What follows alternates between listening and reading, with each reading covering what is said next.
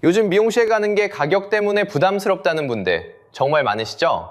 한때 5,000원이면 끝나던 커트가 어느새 2만 원에서 3만 원 시대가 됐습니다. 그런데 충격적인 건 이렇게 가격이 4배, 5배 뛰는 동안 정작 미용실들은 줄줄이 문을 닫고 있다는 겁니다. 절대 안 망한다던 그 흔한 미용실이 말이죠. 가격은 오르는데 가게는 망한다. 도대체 이 안에서 무슨 일이 벌어지고 있는 걸까요? 여러분이 머리 자르며 느낀 그 찜찜함의 정체를 숫자가 모두 말해줄 겁니다. 같이 한번 따라가 보시죠. 시작하기 전에 먼저 구독과 좋아요 부탁드립니다. 자, 우리는 한 가지를 당연하게 믿어왔습니다. 미용실은 절대 안 망한다고요. 이유는 단순합니다. 머리는 계속 자랍니다. 한 달이면 또 잘라야 합니다. 사람이 사는 한 손님이 끊길 수가 없는 장사입니다. 그래서 망설임 없이 차립니다. 숫자도 그렇게 말했습니다. 전국 미용실은 약 11만 개입니다. 편의점 5만 5천 개의 2배입니다. 편의점 하나 지날 때 미용실은 둘을 지납니다. 골목마다, 상가마다 하나씩 박혀 있습니다. 그런데 그냥 많기만 한 게 아니었습니다. 정말 단단했습니다. 미용실 1년 생존율은 91.1%입니다. 창업이 몰리는 100대 생활업종 가운데 생존율 1위입니다. 3년을 봐도 73.4%가 살아남습니다. 이것도 1위입니다. 열의 9이 첫 해를 넘기고 셋 중 둘이 3년을 버팁니다. 식당도 카페도 이만큼 단단하지 못합니다. 우후죽순 생겼다 말없이 사라지는 다른 장사와는 달랐습니다. 가장 무너지지 않는 업종, 그게 미용실이었습니다. 그래서 다들 안심했습니다. 좀 비싸도 어차피 버틸 거라고요. 그런데 바로 그 단단한 업종이 지금 무너지고 있습니다. 2024년 한 해 문을 닫은 미용실이 13,280곳입니다. 2022년 11,503곳, 2023년 12,646곳, 그리고 2024년 13,280곳. 3년 연속으로 역대 최대 기록을 갈아치웠습니다. 줄어드는 게 아닙니다. 해마다 더 많이 문을 닫습니다. 한 해 13,000곳이면 하루로 따져도 수십 곳씩 불이 꺼지는 셈입니다. 문을 연 지 1년도 못 버틴 곳도 늘고 있습니다. 2022년 575곳에서 2024년 671곳. 막 시작한 가게들이 첫 해를 넘기지 못합니다. 부푼 꿈으로 인테리어하고 의자 드리고 간판 달았던 가게들입니다. 그게 채 1년을 못 갑니다. 이상하지 않습니까? 머리는 계속 자라는데 손님은 끊기지 않는데 가게가 사라집니다. 가장 안전하다던 업종이 가장 빠르게 무너지고 있습니다. 게다가 미용실은 너무 많습니다. 인구 1만 명당 약 21개. OECD 주요국 평균인 1.8개와 비교하면 무려 10배입니다. 한 동네 안에서도 수십 곳이 손님 한 명을 두고 경쟁합니다. 이 정도로 빽빽하게 깔려 있으니 다들 생각했습니다. 비싸도 과해도 어떻게든 버틸 거라고요.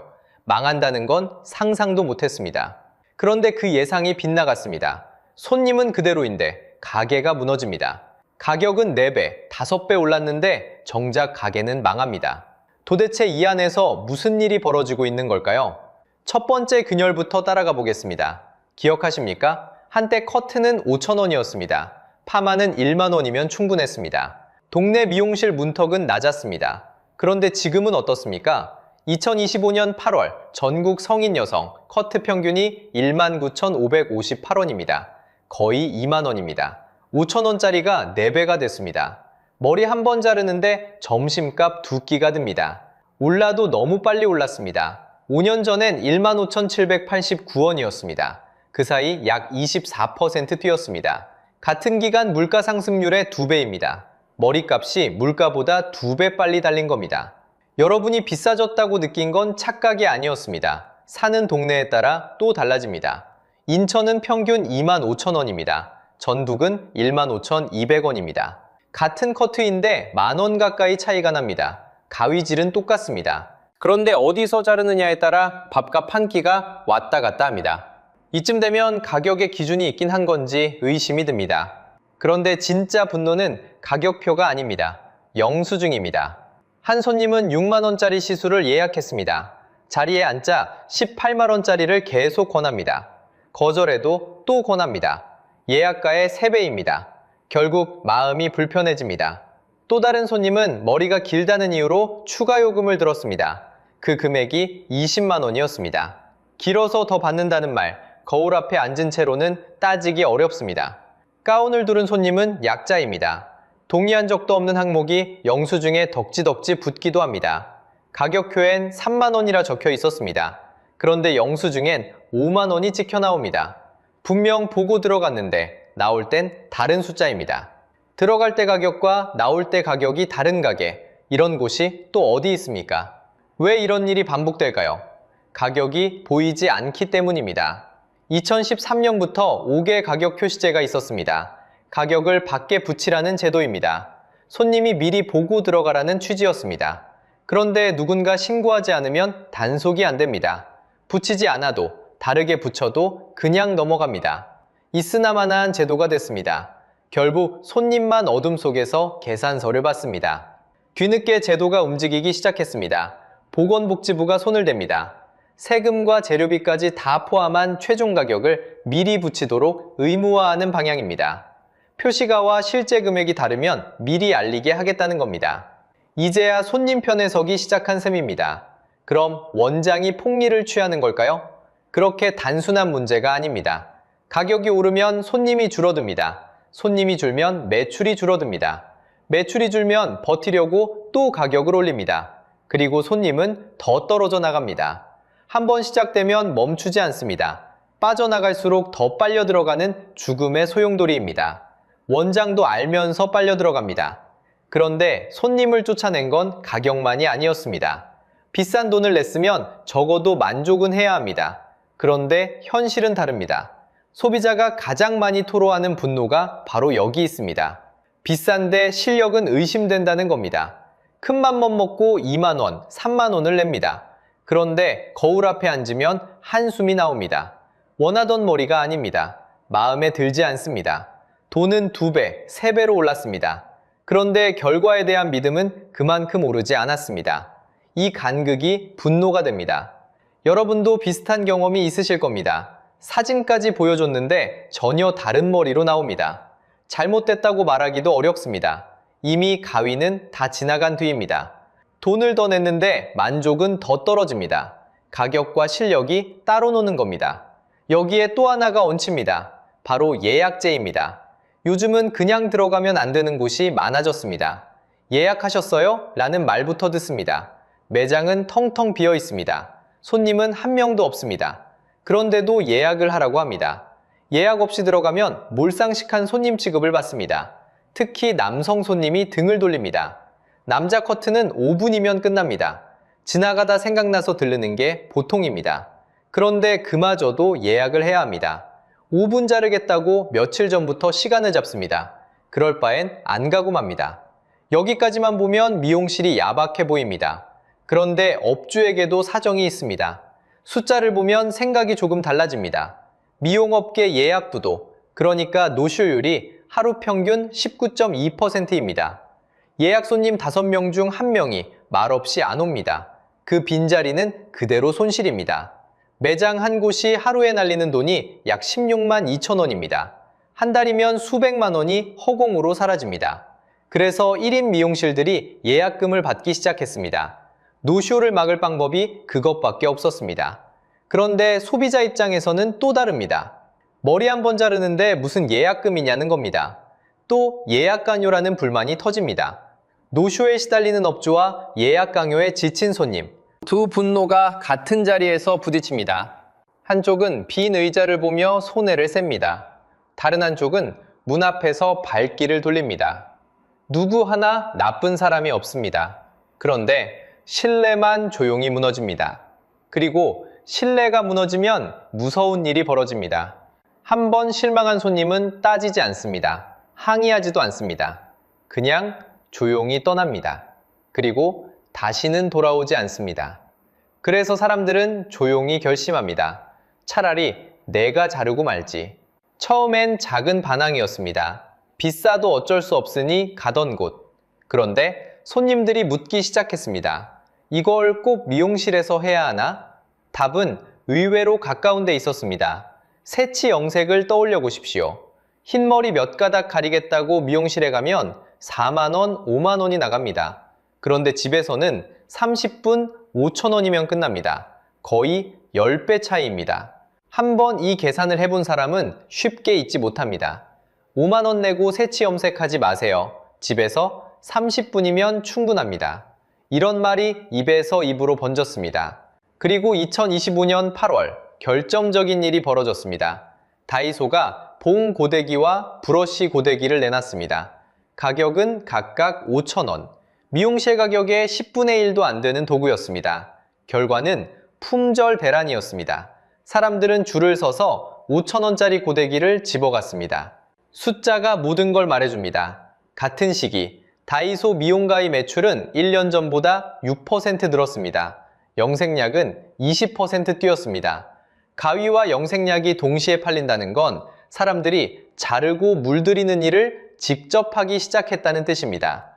유튜브를 켜면 더 분명합니다. 셀프 커트 영상, 셀프 영생 영상이 수백만 조회를 기록합니다.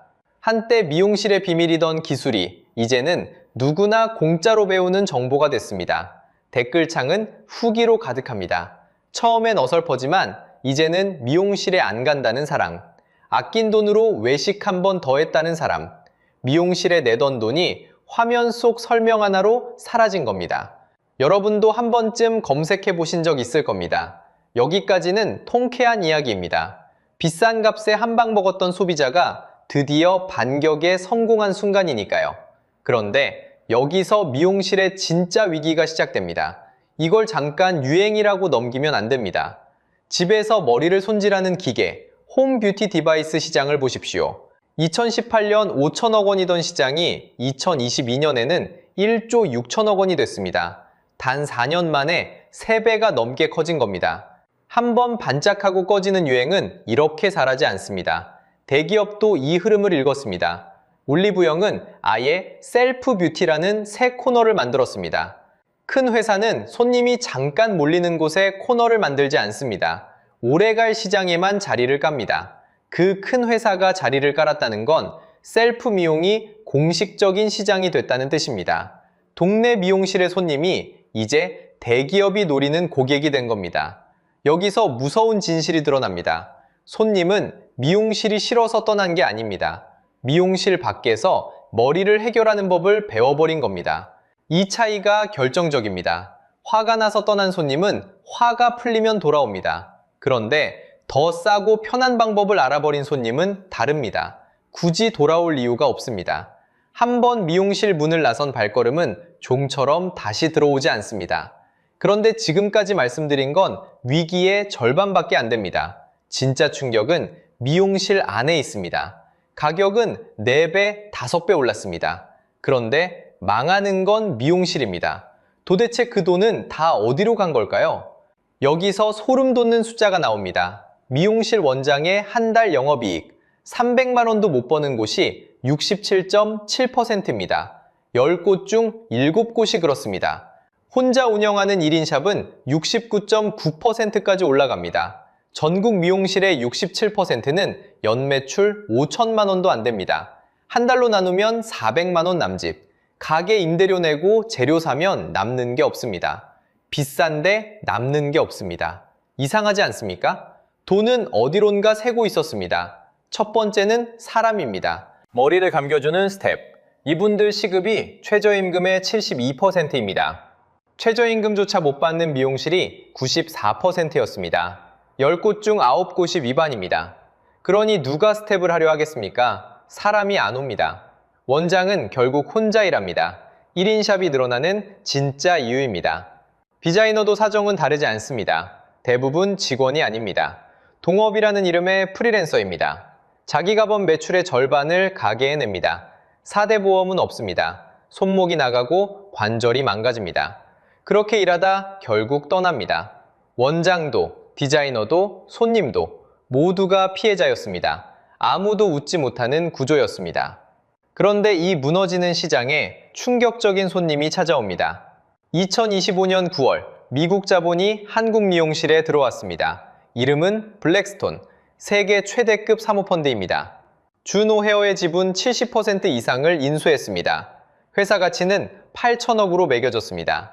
미용실 업체가 글로벌 자본에 팔린 건 이번이 처음입니다. 발칵 뒤집힐 만한 사건입니다. 그런데 여기서 숨은 정체가 드러납니다. 블랙스톤은 왜 주노 헤어를 샀을까요? 머리를 잘 잘라서가 아닙니다. 준호 헤어는 매장이 180개입니다. 자본은 복제할 수 있는 시스템을 삽니다. 매뉴얼, 간판, 프랜차이즈. 찍어내면 똑같이 나오는 것들입니다. 동네 1인 샵에는 절대 안 일어나는 일입니다. 여기에 모든 답이 들어있습니다. 한쪽엔 예약이 꽉 찬 프리미엄 살롱, 다른 쪽엔 10,000원짜리 저가 체인. 자본은 이 두 곳으로만 몰립니다. 그럼 그 사이는요? 2, 3만 원 받던 동네 미용실, 바로 거기가 가장 먼저 사라집니다. 위가 살고 아래가 살고 중간이 죽습니다. 이걸 K자 양극화라고 부릅니다. 위로 가는 선과 아래로 가는 선, 그 사이가 텅 비어갑니다. 미용실은 그 교과서입니다. 가장 선명한 첫 장면입니다.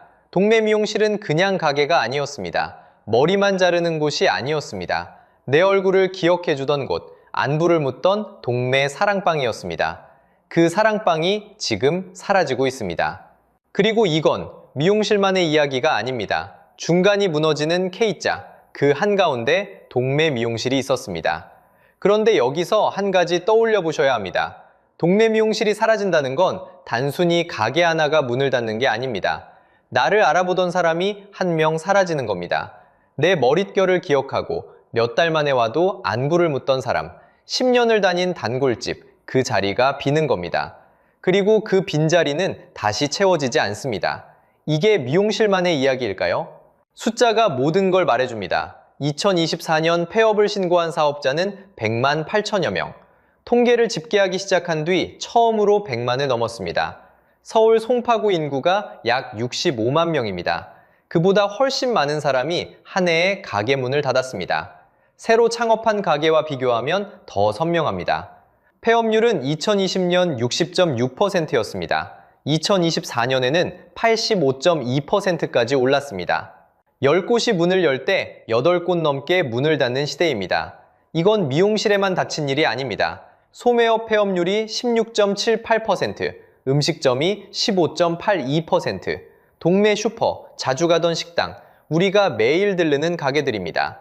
그 가게들이 같은 속도로 흔들리고 있습니다. 더 무거운 사실이 있습니다. 가게 문을 닫는 사람들이 점점 나이 들고 있다는 겁니다.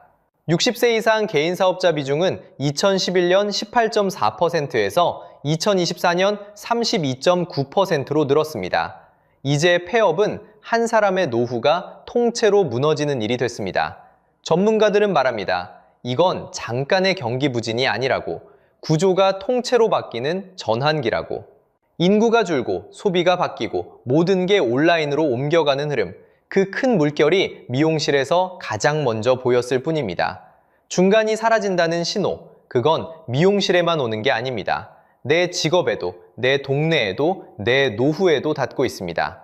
이게 남의 일이 아닙니다. 다음에 머리 자르러 갈 때 가격표 앞에서 잠깐 떠올려 보시기 바랍니다. 그 작은 가게 하나가 버티고 있다는 게 생각보다 큰 의미라는 걸. 여러분이 지난 주말 여주에서 50% 할인받았다고 자랑한 그 명품 가방, 백화점엔 단 한 번도 진열된 적 없는 물건이라면 어떻겠습니까?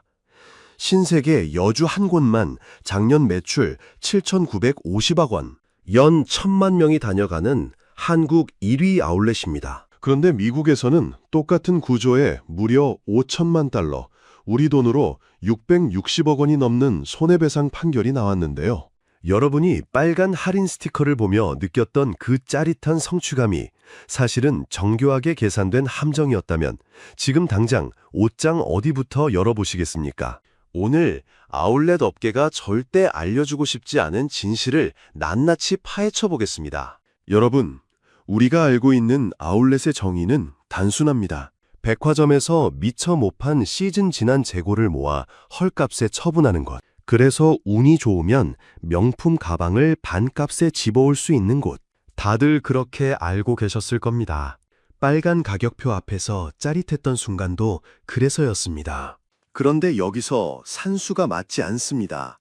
신세계 사이먼 여주 프리미엄 아울렛 한 곳만 먼저 보겠습니다. 부지 면적이 45만 제곱미터, 매장만 5만 3천 제곱미터입니다.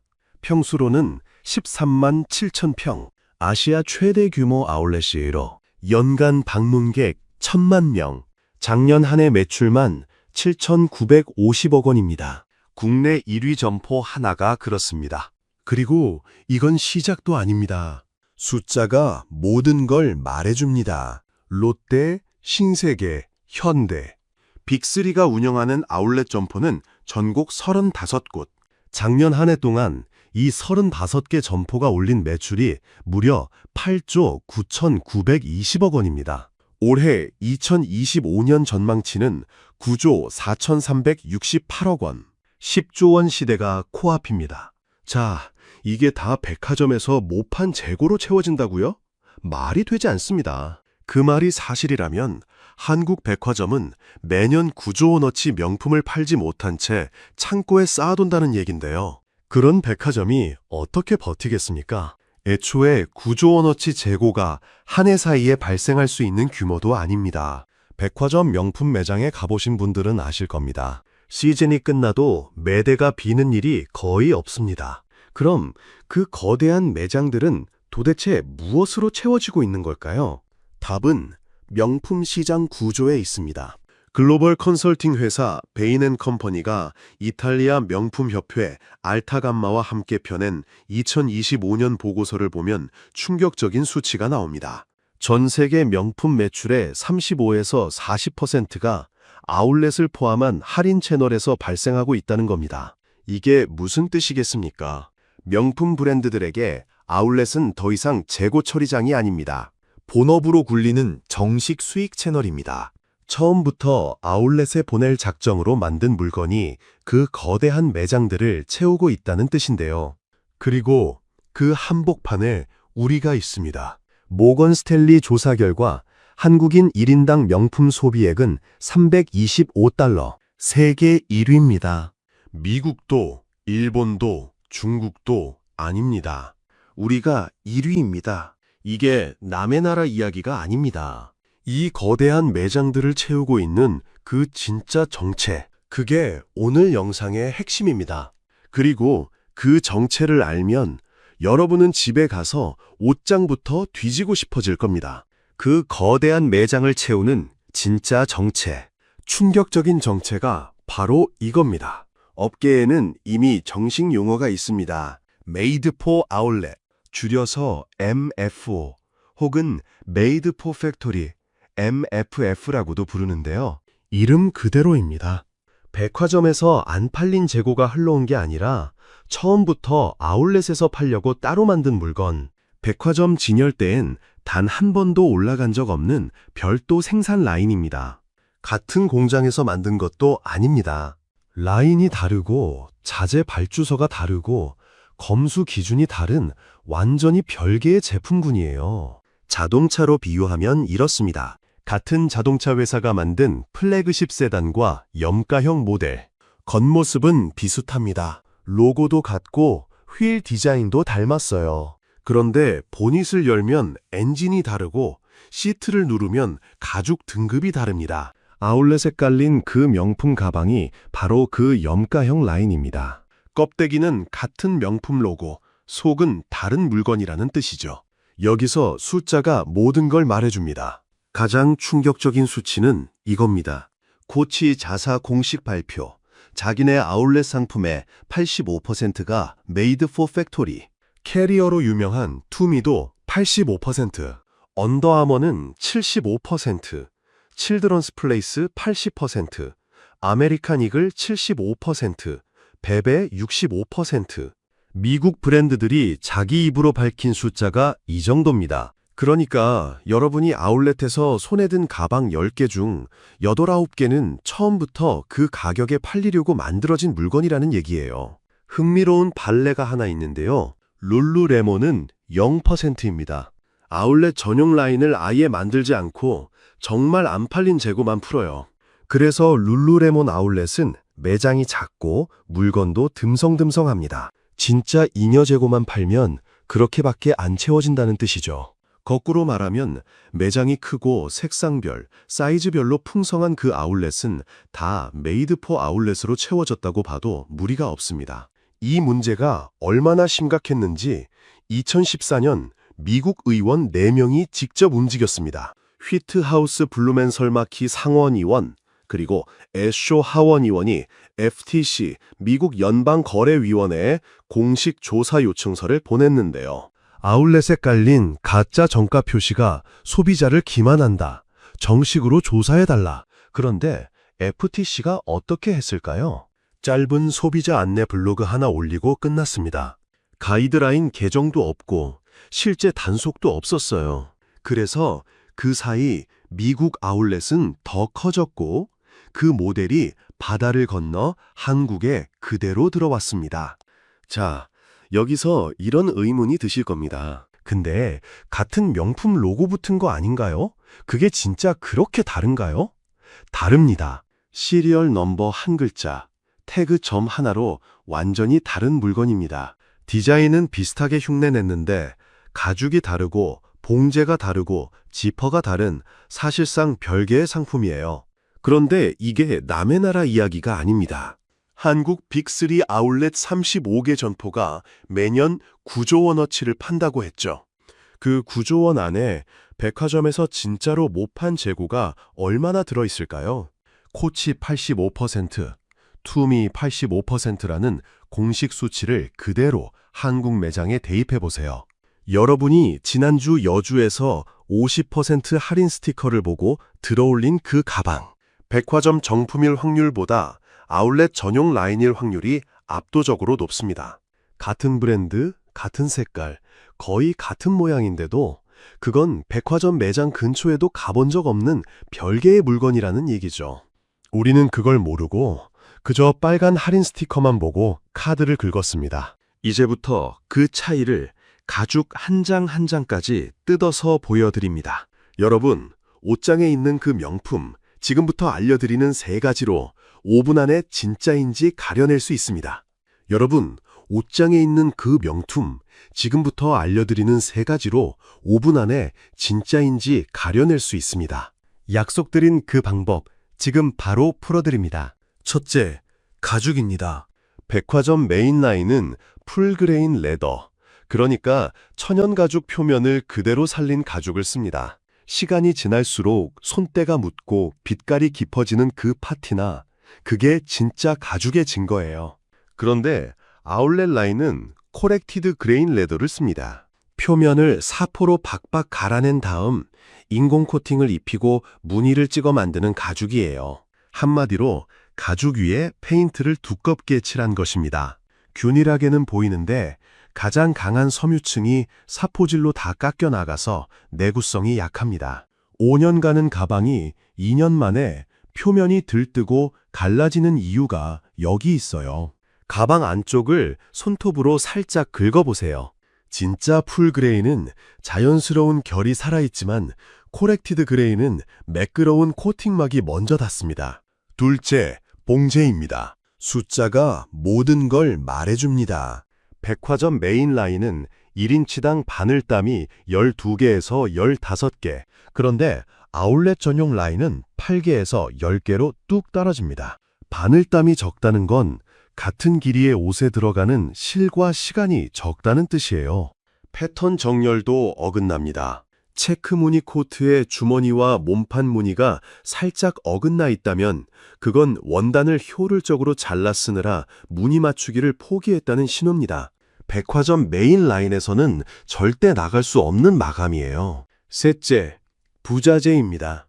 명품 가방의 지퍼를 한번 보세요. 백화점 메인 라인은 일본 YKK 지퍼를 씁니다. YKK는 전 세계 지퍼 시장의 절반, 연간 75개를 만드는 회사인데요. 몽클레르, 캐나다 구스 같은 고가 브랜드가 모두 이 지퍼를 채택합니다. 그런데 아울렛 라인은 중국산 저가 지퍼로 교체됩니다. 금속 부자재도 마찬가지예요. 메인 라인은 황동, 아울렛은 아연 합금, 원단도 캐시미어 100%가 아니라 폴리에스터, 나일론, 아크릴 같은 합성 섬유가 20에서 40% 섞여 들어갑니다. 껍데기는 제네시스인데 엔진과 내장재는 아반떼 등급, 딱 그 차이입니다. 여기까지 보셨다면 가장 빠른 방법을 하나 알려드릴게요. 브랜드별 시리얼 코드입니다. 코치 가방은 안쪽 가죽 패치에 시리얼이 하이픈 뒤 F로 시작하면 예를 들어 M1592-F36704 같은 식이면 100% 팩토리 전용입니다. 바나나 리퍼블릭은 더 쉬워요. 태그 브랜드명 아래에 다이아몬드 3개가 박혀 있으면 무조건 아울렛 전용입니다. 바나나 리퍼블릭 아울렛은 본점 재고를 단 한 점도 받지 않습니다. 갭 팩토리는 사각형 3개, 제이크루 팩토리는 다이아몬드 2개예요. 섹스 오프 핍스의 경우 가격표에 오리지널 프라이스나 마켓 프라이스가 적혀 있으면 거의 100%, 아울렛 전용, 반대로 파이널 퓨라고 적혀 있으면 진짜 섹스 매장에서 넘어온 물건입니다. 제조국도 한번 보세요. 같은 디자인인데 백화점 메인 라인이 이탈리아나 프랑스 제작이고 아울렛에서 만난 그 가방은 베트남이나 중국 제작이라면 이건 다른 라인일 가능성이 매우 높습니다. 명품 브랜드 본가에서 그 디자인의 정식 라인을 베트남 공장에 맡기는 경우는 거의 없습니다. 자, 여기서 잠깐 영상 멈추고 옷장 가서 가방 한 개만 꺼내보세요. 시리얼 코드, 봉제, 지퍼 브랜드. 5초면 됩니다. 이런 분 분명히 계실 겁니다. 한번 가정해 보겠습니다. 작년 가을 여주에서 모직 코트 한 벌을 사신 40대 직장인 한 분이 계시다고 해보죠. 정가 90만 원짜리를 절반 깎아 45만 원에 데려오셨어요. 백화점 메인 라인이었다면 캐시미어 100%로 5시즌은 너끈히 입었을 코트입니다. 그런데 그 코트 안감 라벨을 다시 들춰보니 캐시미어 70%에 합성 섬유 30% 혼방이었어요. 2시즌 만에 어깨와 옆구리에 보풀이 일었고 세탁 한 번에 형태가 무너집니다. 같은 로고, 같은 디자인. 그런데 속은 완전히 다른 옷이었던 거예요. 캐시미어 30%의 차이가 2시즌과 5시즌의 차이를 만듭니다. 지금 이 영상을 보시는 여러분은 집에 있는 가방을 찢어보고 싶어질지도 모릅니다. 그 충동 충분히 이해합니다. 그런데 여기서 우리가 반드시 짚고 넘어가야 할 가장 거대한 기만이 있습니다. 품질이 가짜인 건 시작에 불과해요.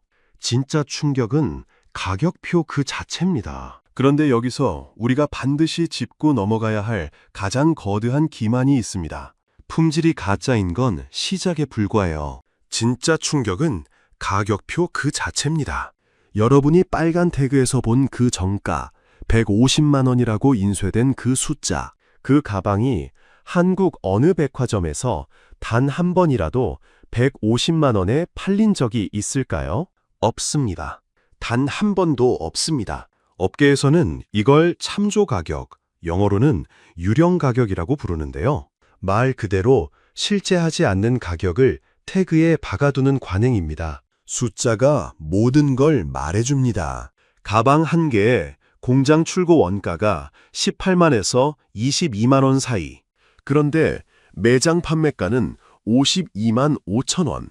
그 옆에 빨간 줄로 그어놓은 허구의 정가가 150만 원. 여러분, 뇌는 이걸 보고 70%를 깎아준 것처럼 느낍니다. 하지만 진실은 정반대예요. 여러분은 할인받은 게 아니라 52만 5천 원짜리 물건에 52만 5천 원을 낸 거예요. 전가 판매인이라. 처음부터 52만 5천 원에 팔려고 기획된 상품에 150만 원이라는 가짜 닻을 박아둔 것뿐이거든요. 행동경제학에서는 이 메커니즘을 닷 효과라고 부릅니다. 1974년 카너먼과 트버스키 두 학자가 처음으로 정립한 개념이에요. 배가 항구에 닻을 내리면 그 닷 주위에서만 흔들리듯이 사람의 뇌도 처음 본 숫자 주변에서만 판단을 합니다. 150만 원이라는 닻을 먼저 본 뇌는 52만 5천 원을 자동으로 합리적인 가격이라고 받아들여요. 빨간 줄로 그은 그 숫자가 클수록 여러분 지갑은 더 빨리 열립니다. 반세기 전에 이미 학자들이 증명한 인간 의사결정의 가장 치명적인 결함이 지금 여주 매장의 빨간 가격표 위에서 그대로 작동하고 있는 겁니다. 여기서 또 한 가지 충격적인 사실. 1970년 조지 에컬로프라는 경제학자가 발표한 논문 레몬 마켓 이론이 있습니다. 정보를 가진 쪽과 못 가진 쪽 사이의 비대칭이 결국 시장을 망가뜨린다는 내용인데요. 이 이론으로 에컬로프는 2001년 노벨 경제학상을 받았습니다. 지금 여주 매장에서 벌어지는 일이 바로 그 교과서적 사례예요. 브랜드는 그 가방의 원가도 진짜 정가도 백화점에 한 번도 들어간 적이 없다는 사실도 다 압니다. 여러분만 모릅니다.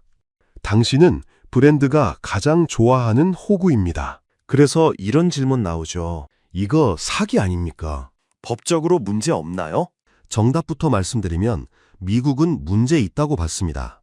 2016년 미국 캘리포니아에서 신시아 스펜이라는 한 주민이 JC 펜이라는 백화점을 상대로 소송을 걸었어요. 그분이 산 건 정가 $30로 표시된 블라우스. $17 99센트에 구매했죠. 그런데 알고 보니 그 블라우스는 직전 석 달 동안 단 한 번도 $17 99센트보다 높게 팔린 적이 없었습니다. 정가 $30 자체가 허구였던 거예요. 캘리포니아주에는 1751조라는 법이 있는데요. 광고 직전 3개월 안에 실제로 그 가격에 팔린 적이 없으면 정가로 표시할 수 없다는 규정입니다. JC 페니는 이 법을 위반한 죄로 $5천만, 우리 돈 660억 원이 넘는 합의금을 토해냈습니다. 이게 끝이 아닙니다. 2019년에는 콜스라는 또 다른 유통업체가 같은 혐의로 $615만 물어냈고요. 2024년에도 새로운 집단 소송이 줄줄이 들어가고 있어요.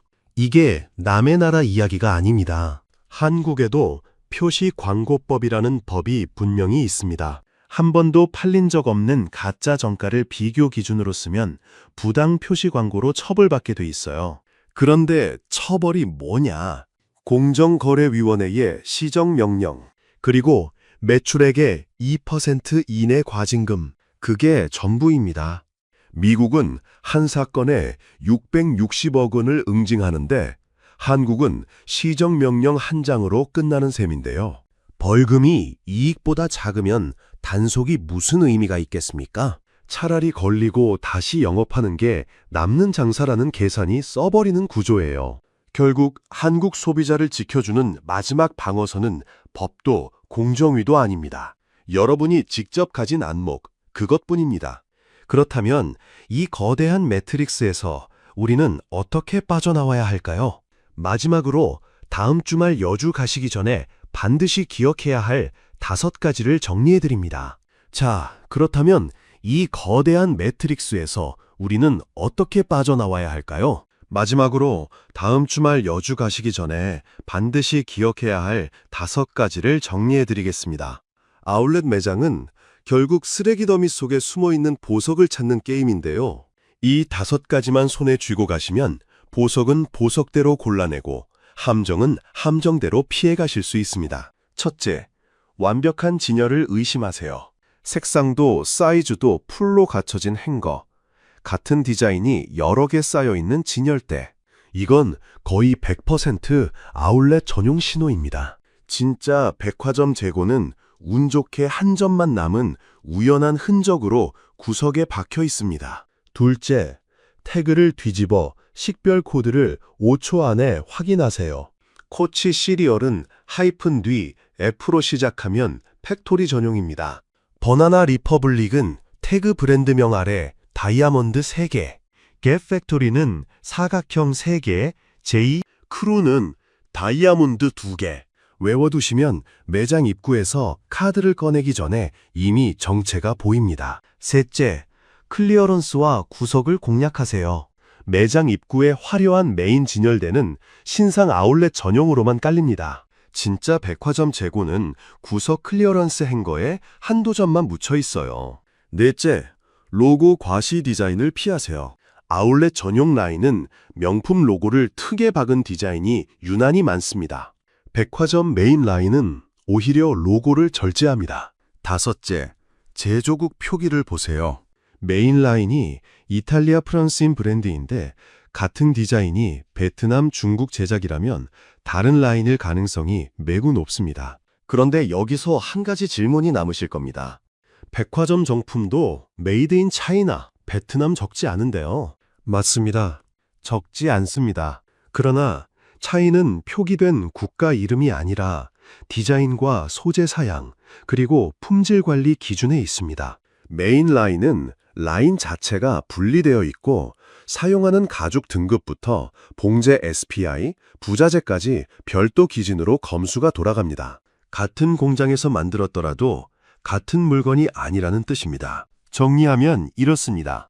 여주에서 우리가 산 그 가방은 백화점 재고가 아니라 처음부터 아울렛으로 직행하기 위해 다른 라인으로 만들어진 별개의 상품이었고, 가격표에 적힌 정가는 한 번도 팔린 적 없는 허구의 숫자였습니다. 미국은 이 구조에 5천만 달러를 물게 했지만 한국은 시정명령과 매출의 2% 안쪽 과징금에 그치고 있습니다.